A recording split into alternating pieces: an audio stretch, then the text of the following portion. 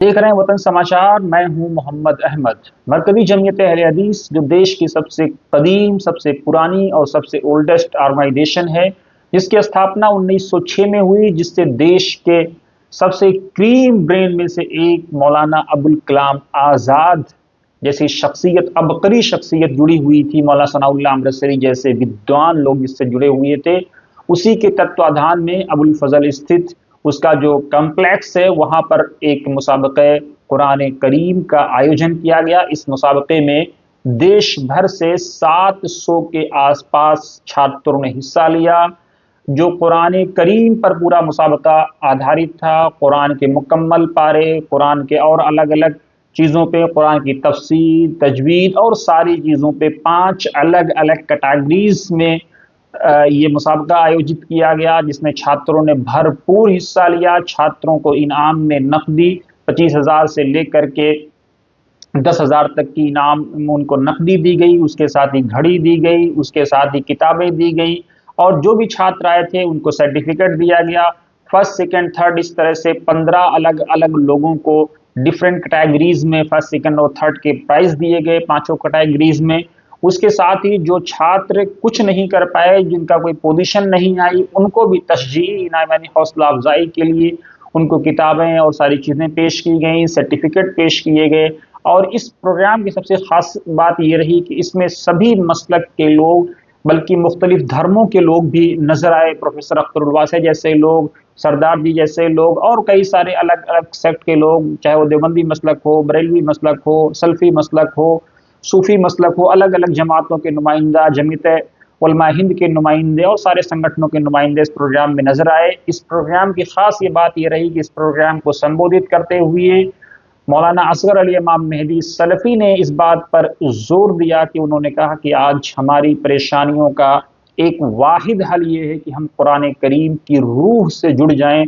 उन्होंने कहा कि जिस्म के साथ साथ रूह की इस्लाह की ज़रूरत है। उन्होंने रूहानियत पर बहुत फोकस किया। उसके साथ इन्होंने इस बात पर भी बल दिया कि जब तक हम लोगों का बोझ उठाने लायक नहीं बनेंगे, जब तक हम लोगों का बोझ नहीं उठाएंगे, उनके बोझ को कम नहीं करेंगे, मेहमानों की ज़ियाफ़त नहीं करेंगे और दुखियारों के दुख दर्द को बांटेंगे नहीं, तब तक हमारे मसाइल, हमारी परेशानियां कम होने वाली नहीं हैं। तस्वीरों के माध्यम से आप छात्रों का उत्साह, छात्रों का हौसला, छात्रों की जो उनके अंदर जो करेज है कुरान को लेकर के, वो आप देख सकते हैं। स्टेज पर, आप मंच पर देख सकते हैं। बड़ी संख्या में पत्रकार, विद्वान, शिक्षा क्षेत्र, समाज, हर तरह के, हर शोबे के लोग यहाँ पर मौजूद हैं, जो जमीयत अहले हदीस की खिदमत की लगातार प्रशंसा कर रहे हैं। जमीयत अहले हदीस लगभग 20-22 सालों से ये प्रोग्राम ऑर्गेनाइज करती रही है ताकि लोगों के अंदर कुरान फहमी का शौक़ पैदा किया जाए, कुरान को समझने का, कुरान को सीखने का, कुरान से जुड़ने का, कुरान को बरतने का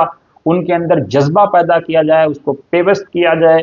झारखंड हो, बंगाल हो, उत्तर प्रदेश के अलग अलग ज़िले हों, बिहार हो, यूपी हो, उसके अलावा हरियाणा हो, डिफरेंट सूबों से, राजस्थान हो, अलग अलग क्षेत्रों से छात्रों ने वहाँ पर शिरकत की। छात्रों को प्राइज़ मिले।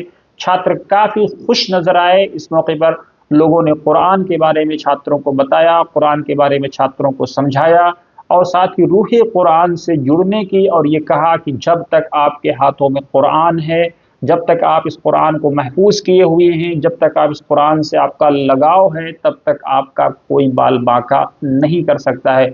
इस मौके पर यह भी कहा गया कि अंग्रेज़ों ने ये प्लानिंग की थी बंगाल में एक मदरसे के ज़रिए से कि किसी तरह से मुसलमानों को अलग अलग आयतों से काट दिया जाए, लेकिन जब उनको ये पता चला हज़ारों नहीं, लाखों नहीं, बल्कि करोड़ों लोगों के सीनों में कुरान महफूज है, तो अपनी वो उस हरकत से बाज आ गए। उसके साथ ही उन्होंने मौलाना आज़ाद की जो कुरान है, तर्जुमानुल कुरान, उस तफसीर का हवाला कई लोगों ने दिया, और उन्होंने कहा कि मौलाना आज़ाद ने अपनी तफसीर को उस इंसान की तरफ मंसूब किया है जो कुरान की चंद आयतों को समझने के लिए यूनाइटेड इंडिया के उस वक्त के पाकिस्तान से चल करके हिंदुस्तान आया था, अलग अलग ताजरों के माध्यम से, और वहाँ मौलाना आज़ाद से उसने आकर के कुरान करीम को सीखा, और रात की तारीकी में वो गायब हो गया।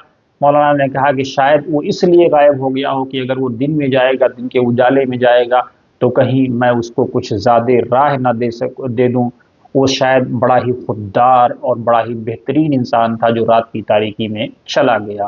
ویڈیو کے بارے میں آپ کی کیا رائے ہے؟ ویڈیو پر آپ کیا سوچتے ہیں؟ قرآن فہمی کو، اگر قرآن کو سمجھنا ہے آپ وطن سماچار پہ آئیے، قرآن کی چیزوں کو سمجھنا ہے آپ وطن سماچار پہ آئیے، پروفٹ کو سمجھنا ہے وطن سماچار پہ آئیے۔ ڈفرینٹ ویڈیوز کے مادھیم سے لگاتار ہم پروفٹ کی سیرت کو، قرآن کو اور قرآن کی چیزوں کو پیش کرنے کی کوشش کر رہے ہیں اور دنیا کو یہ بتانے کی کوشش کر رہے ہیں واٹ از قرآن اینڈ پروفٹ، کیسے تھے، قرآن کیا ہے۔ آپ بنے رہیے وطن سماچار کے ساتھ۔